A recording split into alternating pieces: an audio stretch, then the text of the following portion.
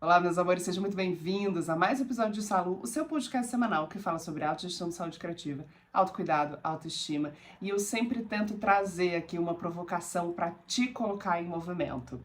Mas antes de começar o episódio de hoje, eu quero te convidar para conhecer o Clube Medita. Se você ainda não conhece, é o nosso clube, a nossa assinatura mensal que te ajuda a respirar melhor e meditar. Você recebe um áudio por semana todas as segundas-feiras lá no grupo do Telegram e você vai praticar esse áudio ao longo da semana, melhorando o seu processo de respiração consciente e de meditação. E assim eu vou mudando os estímulos e a cada semana você tem um estímulo diferente. Só por R$ 11 por mês é o Clube Medita, sua assinatura de bem-estar. Enfim, está dado o recado e vamos ao episódio de hoje. Eu trouxe um assunto que é uma das questões que mais nos dificulta a nos colocarmos em movimento, que são os nossos padrões, as nossas crenças. A gente tenta, por muitas vezes, adquirir um novo hábito, se colocar em movimento. Às vezes a gente tem aquela cutucada, né? A gente pode chamar de essência, natureza, espírito, o nome que você quiser dar.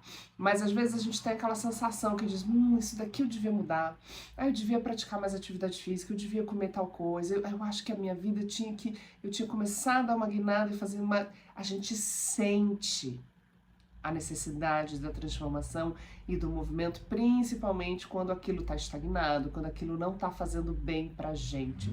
Mas na maioria das vezes a gente coloca um impedimento, né?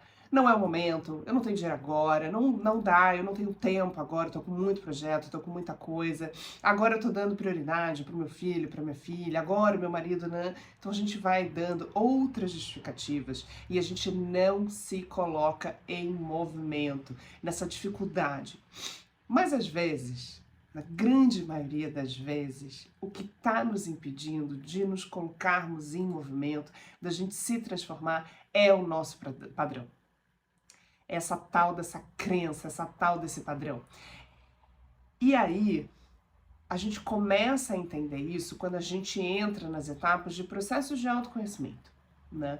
Quando eu entro na jornada de autoconhecimento, da forma que for, com os processos que te ajudarem, tem tantas possibilidades de a gente entrar na jornada de autoconhecimento. Às vezes a gente entra por uma prática física, às vezes por uma terapia, né? Às vezes por coletivos a gente tem a possibilidade de entrar numa jornada de autoconhecimento. E aí a gente começa a tomar consciência desses padrões. E aí, de fato, tentar fazer um movimento para mudar, para quebrar essas crenças arraigadas. É difícil, mas é possível.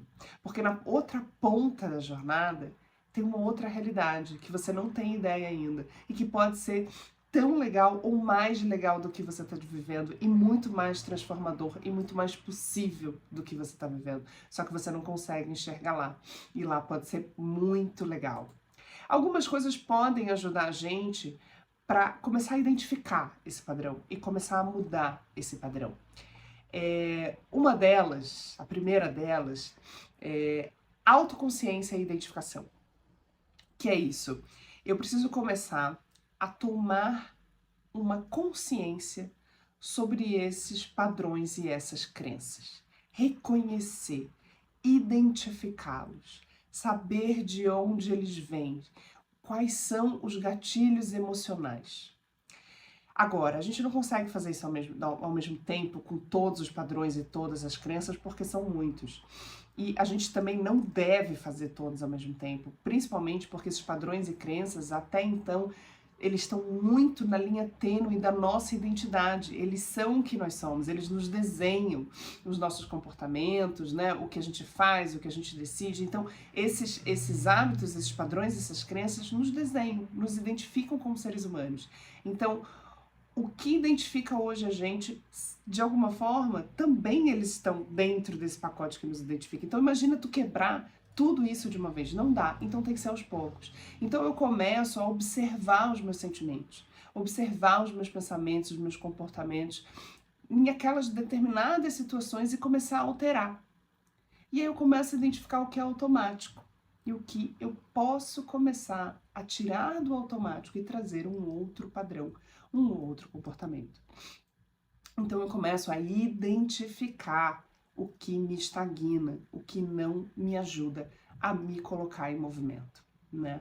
Uma outra etapa que é importante a gente pensar, que nos ajuda a quebrar padrões, são os processos profundos de autoconhecimento, as indagações profundas, né?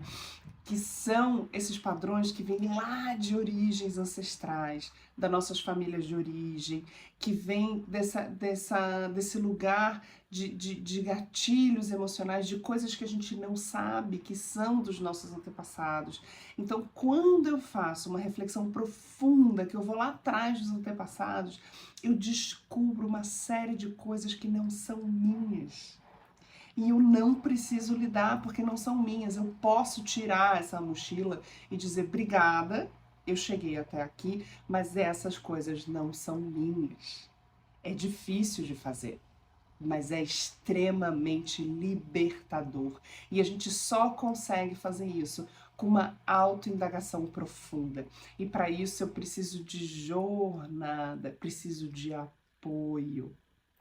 Porque quando eu começo a fazer essa indagação profunda, eu começo a entender que uma das coisas que me bloqueia entrar em contato com esses padrões são crenças, são desafios, são crenças limitantes, são infidelidades invisíveis, que esse é um outro passo para quebrar padrão. Eu começo a identificar essas fidelidades, né? Eu tenho uma fidelidade aqui, eu tenho uma fidelidade invisível aqui, então eu não consigo caminhar aqui por causa disso.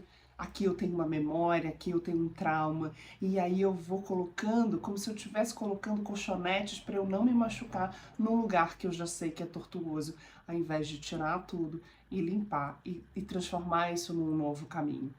Porque eu só consigo fazer isso se eu tiver uma coisa chamada rede de apoio, de afeto e sustentação. Quem acompanha o trabalho aqui sabe o quanto eu bato nessa tecla. O que é uma rede de apoio, de afeto e sustentação? É a rede que te mantém saudável. Então você começa a entender quem te mantém saudável. É o seu médico, a sua médica, é a sua amiga, é a sua terapeuta, é o seu psicólogo, é o seu analista, é o seu osteopata, é a sua massagista. Então você cria uma rede. E você vai identificando que naquele momento, de quem você precisa? Eu preciso de tal pessoa que me apoia, que me acolhe, que me orienta. Agora, estou passando por outra coisa, preciso de outra tal pessoa. E eu vou criando essa rede. Eu só consigo fazer um processo profundo de investigação, de transformação, de quebra de padrão e de crença, se eu construir uma rede de afeto e sustentação, fica um pouco mais fácil. Porque eu tenho acolhimento externo, porque às vezes é muito difícil a gente dar um acolhimento interno, né? E essa mudança do nosso comportamento, ela precisa ser gradual, precisa extremamente ser pensada, respirada, sem uma autocobrança, porque é muito difícil fazer essa jornada, né? E aí uma vez que eu começo a ficar ciente desses padrões emocionais, eu preciso começar a fazer um treinamento para limpar pensamentos ruins. Vocês já ouviram falar em mente catastrófica? Pois é. É aquela mente que tudo já pensa que é uma catástrofe, já vai cair, já vai não sei o que, já vai morrer, já vai... Isso é uma mente catastrófica. Essa mente catastrófica, ela funciona como uma protetora dos padrões e crenças, porque ela fica assim, não mexe aqui, não toca aqui, não, isso daqui você não vai fazer, isso daqui você não conversa com esse assunto aqui, porque... Então ela vai protegendo. Então, como é que eu começo a transformar os pensamentos ruins? Através de prática. Por isso que eu comecei o episódio de hoje falando do Clube Medita, porque a partir do momento que eu começo a praticar respirações, meditações, afirmações, visualizações, eu começo a transformar os meus pensamentos negativos.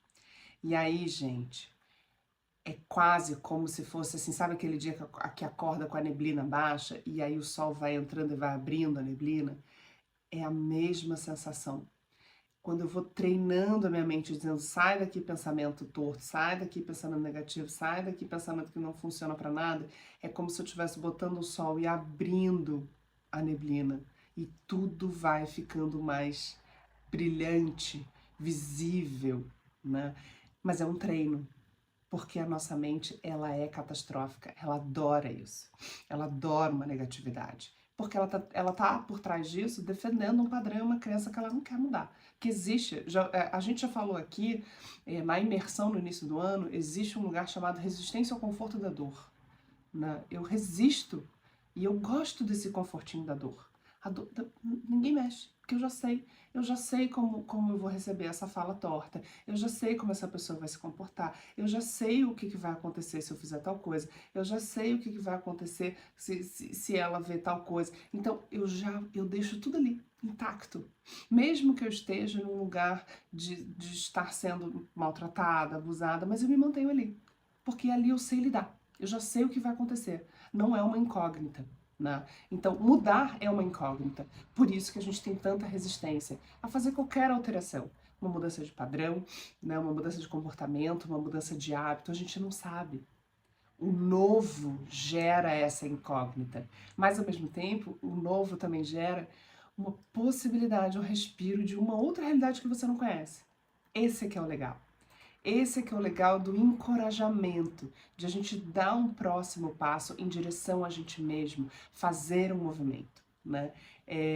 Então, meus amores, a gente, para fazer um processo desse, a gente precisa ser extremamente paciente com a gente mesmo e celebrar pequenos progressos ao longo desse caminho, celebrar as pequenas vitórias, se observar, se acolher e não desistir, né?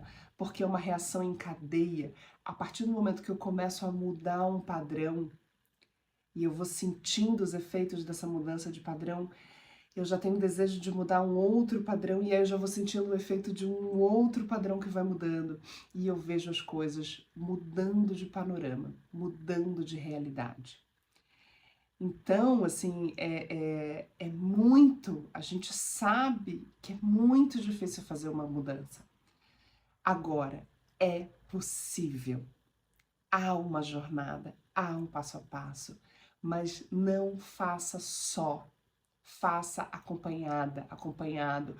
Monte a sua rede de afetiva de sustentação, monte os profissionais, monte as pessoas próximas do seu afeto, as famílias escolhidas, os amigos, as pessoas que te apoiam, que dão a mão, que falam verdades, que sustentam o teu emocional e que estão ali. Não faça isso sozinho, que é mais difícil. Então aqui, o meu convite hoje, mais uma vez, é para sempre te colocar em movimento, começar a observar um pequeno padrão, uma pequena crença e começar a se colocar em movimento para quebrar ele, desautomatizar isso, mudar o seu comportamento, mudar o seu hábito. E aí, para fazer isso, a gente faz uma mini mudança de comportamento, a gente constrói um mini hábito, porque é aos poucos, né? Não é tudo ao mesmo tempo. Então, meus amores, esse é o meu convite de hoje, para começar a quebrar esses padrõezinhos, começar a se mexer internamente, porque aí externamente as coisas vão ampliando. Esse é meu convite para você olhar para você, olhar para essa possibilidade de uma construção de uma nova realidade e ter coragem, porque dá para fazer. Mas dê a mão. Ache a sua rede, ache os seus apoios, porque são extremamente importantes nessa jornada. Tá bom, meus amores? Eu fico por aqui com o episódio de hoje. Um grande beijo, a gente se vê no próximo Salô. Bons ventos!